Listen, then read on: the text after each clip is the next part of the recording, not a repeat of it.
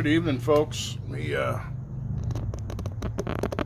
We're having to wing it because the laptop is down, so is what it is.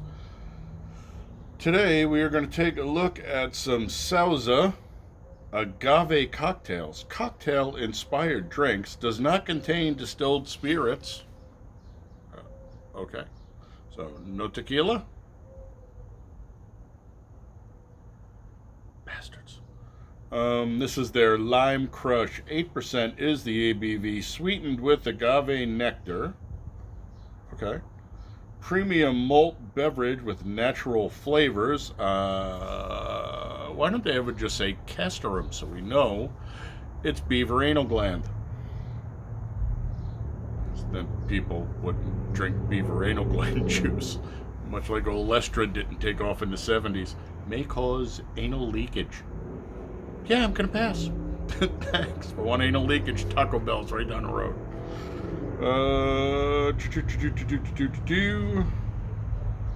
Sauza Agave cocktails. Government warning. Contains 2% juice from concentrate per 12 fluid ounce serving. Average analysis. Calories are 196. Carbs are 12.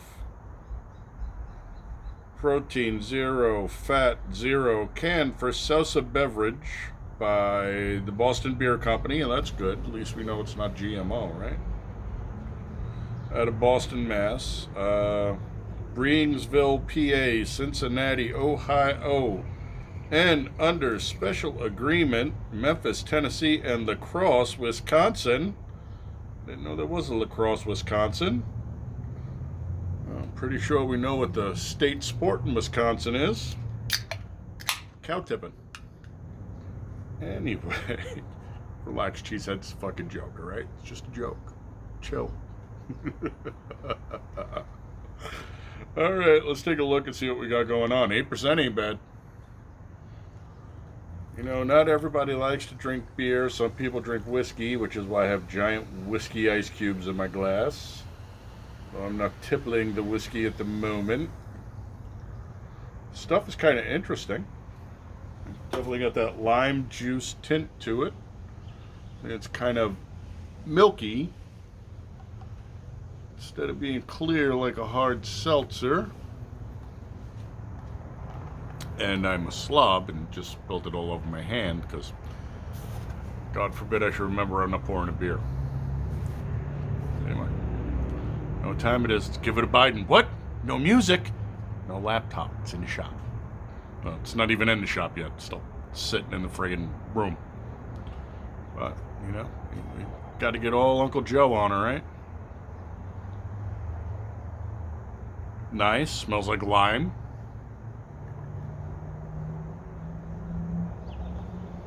Sweet. I'm not getting a huge hit of the agave, so agave and lime is squizzy. Oh, sorry about that. Agave and lime is two of the big three when you're making margaritas. The agave also has to be turned into tequila first. You put a little triple sec in there, but 2 out of 3 ain't bad. A slip of the tongue.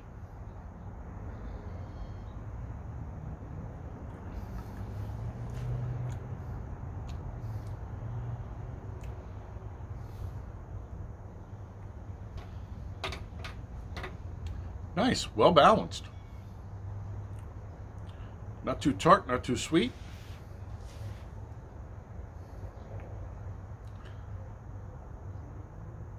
So you know I live in Phoenix, and in Phoenix we have a lot of ethnic restaurants from south of the border, and I am not knocking them. I've eaten at a lot of them because I like Mexican food. A lot of these places will have, well, used to. Who knows anymore, right?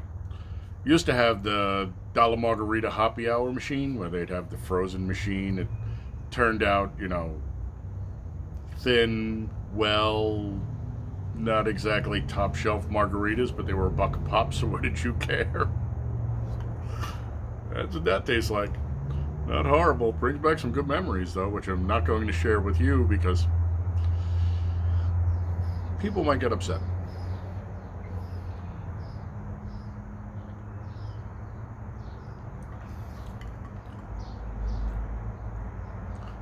Not bad.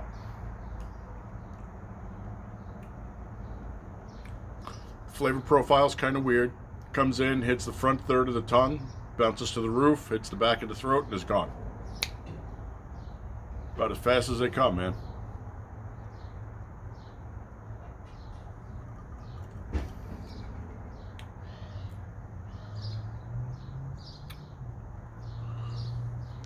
Completely drinkable.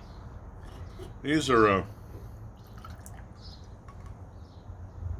be an interesting addition to the cooler if you're going to go out and spend a little time out somewhere at the park or wherever, ball game, whatever, where you can bring a cooler and your own beverages.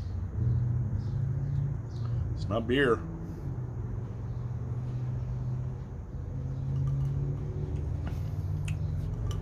Incidentally, we are using the muffin top because this is a hell of a cocktail glass. Great cocktail glass. Nice thing is you put those big giant ice cubes in there, they don't hit the bottom. So you can see what you're measuring and pouring when you put it in. Makes a difference.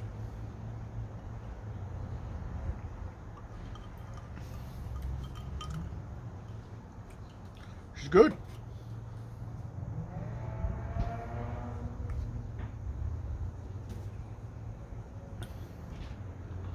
We're drinking these because they were Friday. Today's Monday. Friday, the $5 6-pack sale was on, and I didn't get there in time, which is probably a good thing because I had just spent last week complaining that I needed new stuff to drink, and people would give me suggestions. I will get to them. I don't know if I'll be able to find the apple brandy, but I'll look. I think I'm going to have to run down to Totomo. So, Colto, see what I can do. And damn it, I miss having a computer so I can look shit up. One of you guys said, well, what about Rollin' Rock? I've been drinking Rollin' Rock longer than a lot of people on this planet have been kicking rocks around. One of my favorites. I definitely have a review up, but I will grab it. And then somebody else said, what about malt liquor? Okay, why not?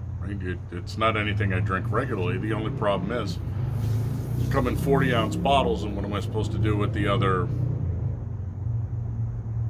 34 ounces? I'm just going to go out on a limb and say, the last time I drank malt liquor, I was in high school. So, you asked for it, you got it. And I ain't Toyota, so you have to be old to remember that slogan. Not bad. Drinkable. Actually, kind of a nice change.